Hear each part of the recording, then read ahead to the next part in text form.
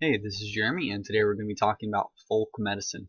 Now, folk medicine is an important concept to understand, especially as we have more diverse patient population groups.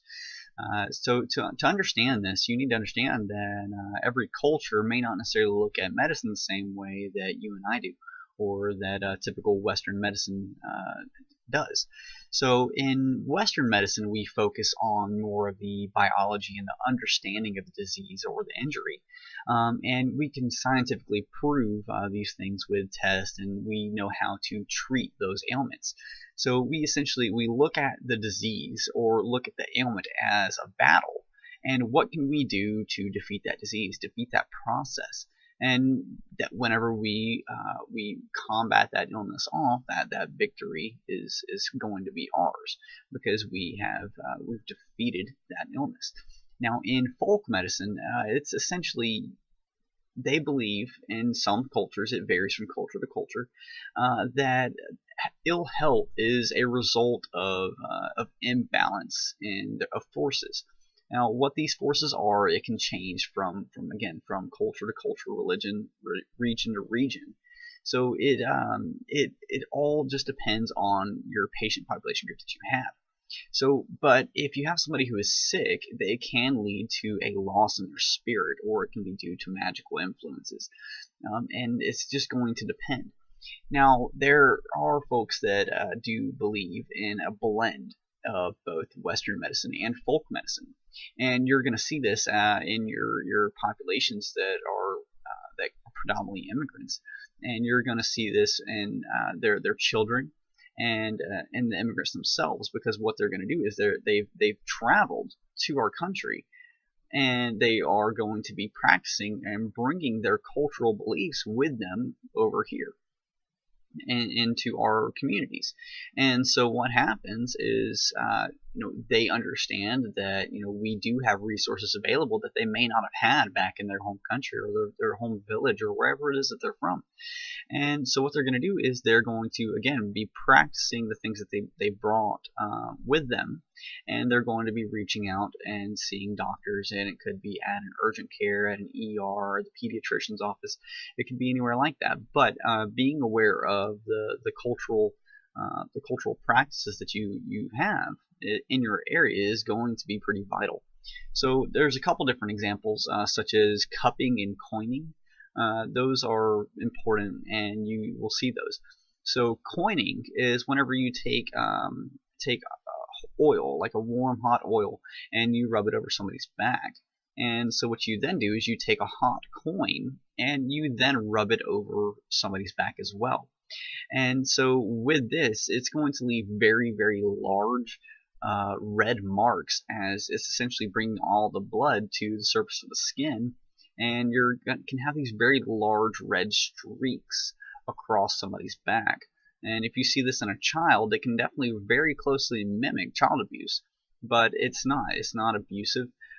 Dependent that culture, that is what they believe to help, and so it's not necessarily going to cause a lot of harm, but it is going to leave those bruises. Now, there's this other practice called cupping. Cupping is whenever you take a warm or a hot cup and you place it on somebody's back, where the opening of the cup is going to be face down on the skin.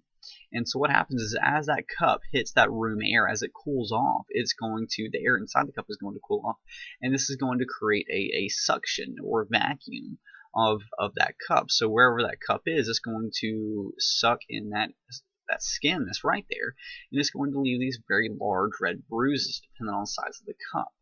And it's typically going to be very organized. There is a manner or a method to it, and this is seen as a way to draw out the illness. Now, this isn't necessarily a bad practice. It's something that you can see, and culturally it is significant to a lot of people. You're also going to see some herbal medications, such as aspirin. If you have somebody that is chewing on birch bark, or they're utilizing any sort of birch bark, it essentially that's where we get aspirin from. So you're going to see people that are going to be using medicines or using herbs that in lieu of medicines, because that's just what they were taught to believe in. And clinically that does have some significance, because these medicines that we use, they typically can come from plants or some plant-based derivatives. So if you do have somebody that is using herbs of any kind, always bring them to the hospital with you. That way the hospital can at least be aware of what's going on. And this is going to allow the physicians there to make sure that they're not going to give them any medications that may counteract or potentiate the herbs that they're already using. Also be aware of rituals. There may be some cultures that do utilize rituals as a way to return the wandering spirit of the person that is sick, or it's going to draw the sickness out of the body. It's just, again, going to be dependent on that culture, and that's where a lot of this is going to come back to, is dependent on a culture. But you being aware of some of the big concepts, and you being aware of your patient population, that's going to make you more confident, and more able to take care of your patients and take care of that population. And if you don't know, ask, because there's not going to be any ill treatment of you. There's not going to necessarily be any ill feelings, because at least you're being considerate, and they're going to understand that most of the time. So again, understand that each patient may not share the same beliefs as their family or their friends that they're there with. So always take your patient's beliefs into account. But just be aware of the culture of your environments. Be aware of the cupping and the coining, and what it's used for, and that it may not necessarily be a sign of child abuse. It may just be that folk medicine, and that right there, that's going to be the folk medicine that we need to focus on.